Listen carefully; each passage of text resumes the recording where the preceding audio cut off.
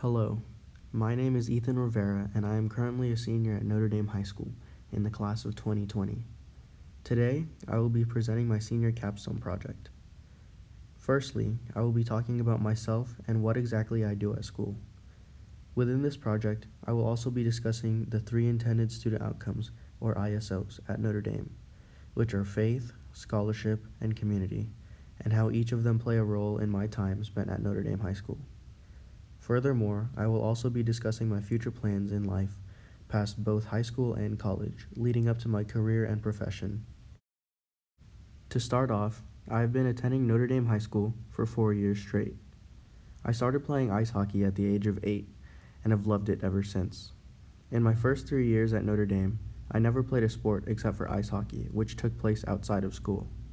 However, I decided to step out of my comfort zone and play football my senior year, which is a lot more fun than I expected. Apart from sports, I am also involved within the peer ministry team here on campus, as well as being part of Key Club to participate in many events and serve others. Now, the first ISO is faith. This is what I consider to be the epitome of Notre Dame. As previously mentioned, I've been a part of the peer ministry team here on campus for the past 2 years. In fact, my oldest sister Kiana Rivera was also part of the team 2 years prior, which is what motivated me to both apply and make the team. Ever since I've been a part of the team, my faith life has transformed in many different ways. I've been able to connect with God and the religious aspect of my life in a deeper manner. Some of the ways I was able to do this was being in charge of Mass, planning retreat week, and hosting the retreats. Along with the rest of the team, we take several months planning out each retreat for every grade level. I believe we both grow and help others grow in faith through hosting these retreats, as we end up going home on a so-called Jesus high, whether that be from adoration, Mass, or even hearing the small group leaders talk. Events like Kairos and Steubenville are two of my most memorable faith-based events that I've experienced during my time at Notre Dame. Another example of faith would be our field trip to Temple Bethel. As Catholics, we are called to live a life of faith through our own faith, as well as understanding the religious beliefs of others. When we visited the temple, learning of both my faith and their faith's connection to God allowed me to gain a much better understanding of religion as a whole. The second ISO is scholarship.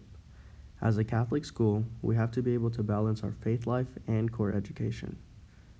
Thankfully, Notre Dame does so extremely well. The first point I want to talk about is the core content I learned at Notre Dame, more specifically in anatomy. As someone who wants to get into the medical field, anatomy is very significant to my education.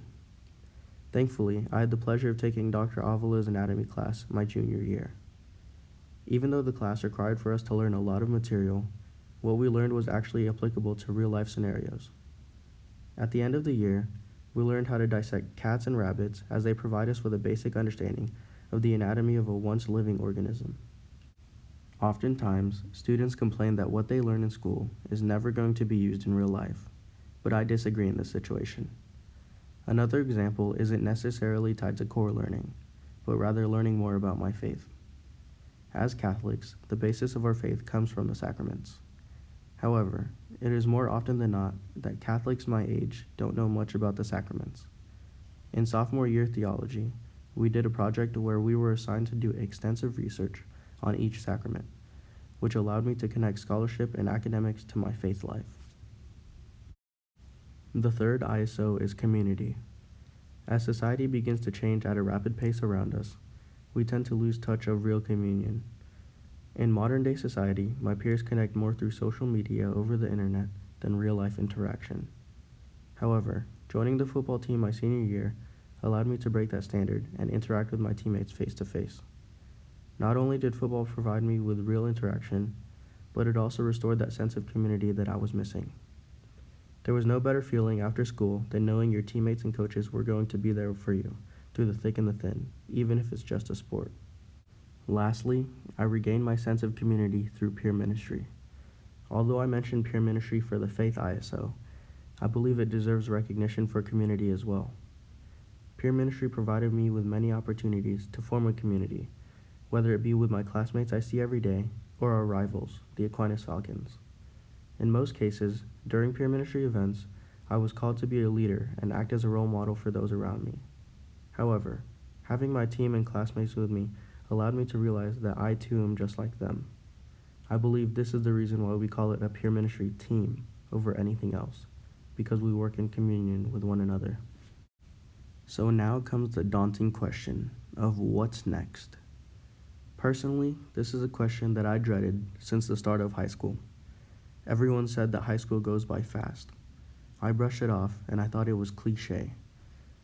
When the end of my high school career grew closer, I continued to push back the responsibility of planning out the rest of my life until just last year.